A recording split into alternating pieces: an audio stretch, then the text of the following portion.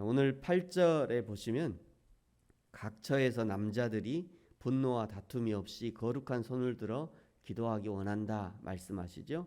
먼저 여기 남자들이라고 해서 성별의 남자들에게 한정할 것은 없습니다. 하나님이 창조하신 모든 사람들이라 해석하는 것이 바람직하죠. 또 아래 9절에 나오는 여자들도 마찬가지입니다. 단정하고 선행하는 것이 여자에게만 속한 것이 아닌 것이죠. 더군다나 요즘은 남녀의 기능적 구분이 그리 크게 작용하지 않습니다. 자녀를 낳는 것 외에는 서로 협력해서 모든 일을 함께하는 것이 오히려 더 바람직한 모습이라 할 수 있습니다. 분노와 다툼이 없이를 강조하는 것을 보면 그동안 분노와 다툼이 있었다는 것을 알 수 있죠. 유대인들은 선민 사상에 붙들려서 자신들은 하나님의 선택을 받았지만 그러나 이방인들은 지옥의 땔감으로 만드셨다는 생각을 가지고 있었습니다. 그러니 이방인들과 교제가 이루어질 리가 없고 이방인들을 향해서 분노와 다툼이 일 수밖에 없었던 거죠.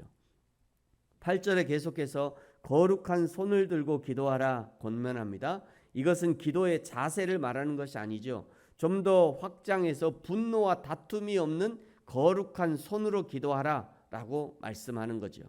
이것은 마음의 자세를 나타내는 것입니다.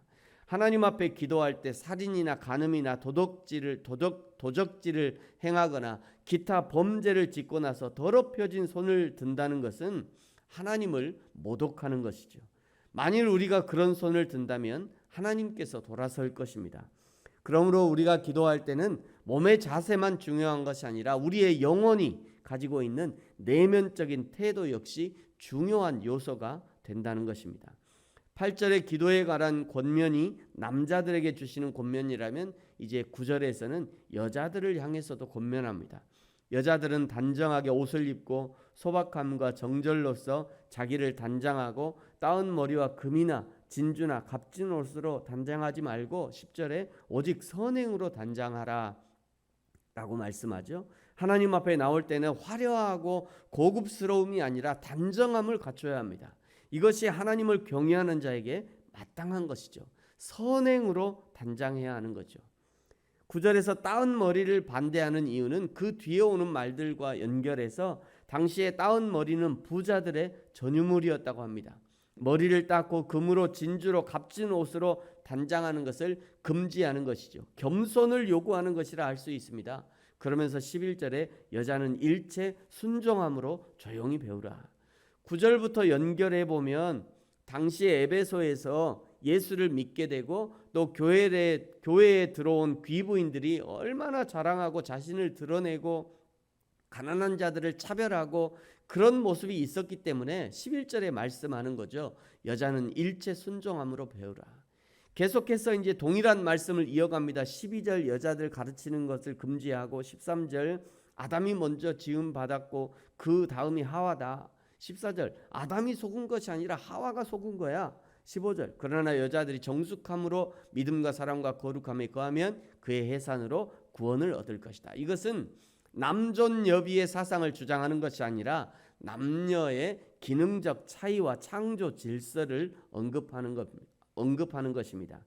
여기서 여자의 활동을 금지하는 것은 교회의 공공 집회에서 금하는 것이지 자신의 가족들과 가정에서 하는 그런 가르침을 박탈하는 것은 아닙니다. 바울은 하나님께서 남자에게 맡겨주신 가르치는 직분을 여자와 비교하면서 남자의 역할을 강조하고 있다고 할 수 있는 것이죠. 15절 끝에 그의 해산함으로 구원을 얻으리라 이 말은 신약 성경 중에서 해석하기가 가장 어려운 구절 중에 하나입니다. 여자의 해산은 하나님의 징벌로 주어진 것이죠. 하나님의 징벌로 고통스러운 해산을 해야지만 그러나 구원을 얻는 것은 남녀가 차이가 날 수 없다는 말로 이해해야 합니다. 다시 한번 말씀드립니다. 하나님의 징벌로 고통스러운 해산을 해야 하지만 그러나 구원을 얻는 것은 남녀가 차이가 날 수 없다는 거죠. 왜냐하면 위에서 계속 남녀의 기능의 차이를 설명하고 하나님 앞에서는 동등하다는 것을 말해왔기 때문입니다.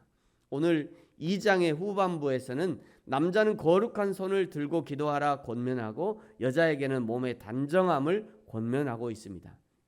남자에게나 여자에게나 동일하게 우리의 몸과 마음의 자세가 하나님 앞에 거룩함을 드러내야 한다는 그런 의미의 말씀입니다. 이것이 하나님의 형상으로 지음받은 자의 마땅한 도리이며 자신이 구원받은 자임을 드러내는 방법이 되는 것이죠.